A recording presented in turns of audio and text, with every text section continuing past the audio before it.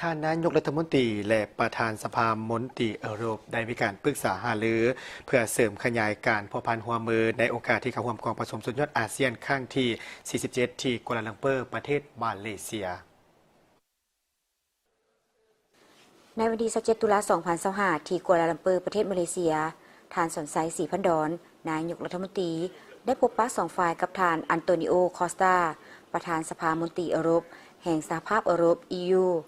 ในการพบปะผู้นำทั้งสองฝ่ายลาวและสหภาพยุโรปต่างก็แสดงความปิติยินดีที่ได้พบปะกันในครั้งนี้ซึ่งเป็นขีดหมายอันสำคัญประกอบส่วนเข้าในการสืบต่อหัดแน่นและเสริมขยายสายพัวพันมิตรภาพและการร่วมมืออันดีที่มีอยู่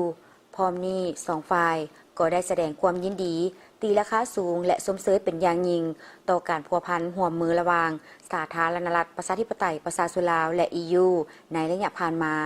ซึ่งผู้นำลาวและ EU ได้แลกเปลี่ยนการเยี่ยมยามและพบปะกันปกติพิเศษในปี 2025 นี้เป็นปีที่มีความหมายสำคัญทางด้านประวัติศาสตร์แห่งการสร้างตั้งสายพัวพันการทูตระหว่างสาธารณรัฐประชาธิปไตยประชาชนลาวและ EU ครบรอบ 50 ปี21 พฤศจิกายน 1975 สองฝ่ายมีแผนจะจัดงานเฉลิมฉลองร่วมกันรวมทั้งการก้าเกี่ยมกองประชุมคณะกรรมาการร่วมลาว EU ครั้งที่ 12 ที่บุกแซนซึ่งครั้งนี้ฝ่าย EU จะเป็นเจ้าภาพในปี 2026 เพื่อทบทวนคืนผลการจัดตั้งปฏิบัติเวียกงานร่วมมือสองฝ่ายในขงเขตต่างๆในระยะผ่านมาและการวางทิศทางแผนการร่วมมือในต่อหน้าพร้อมนี้ผู้นำทั้งสองฝ่ายลาวและสหภาพยุโรปก็ยืนยันและแสดงความมุ่งมั่นนำกันว่าจะสืบต่อรักษาการพัวพันแห่งมิตรภาพและการร่วมมืออันดีงามทั้งในขอบการร่วมมือสองฝ่ายและหลายฝ่าย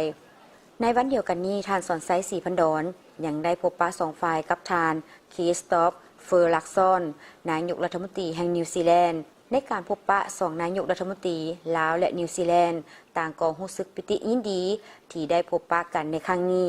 ซึ่งเป็นโอกาสสำคัญในการสืบต่อสุขยู่เสริมขยายสายพัวพันมิตรภาพอันยาวนานและการร่วมมือที่ดีระหว่างสองประเทศให้สืบต่อขยายตัวยิ่งขึ้น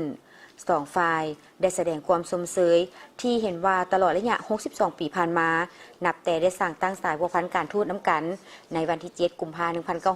1963 การพัวพันร่วมมือระหว่างสองประเทศได้ขยายตัวอย่างต่อเนื่องกวมเอาหลายของเขตเวียกงานและมีมากผลดีพร้อมนั้นสองนายกรัฐมนตรียังได้ตีราคาสูงต่อการสนับสนุนซึ่งกันและกันในเวทีภาคพื้นและสากลโดยเฉพาะการร่วมมือในขอบสองฝ่ายและขอบอาเซียน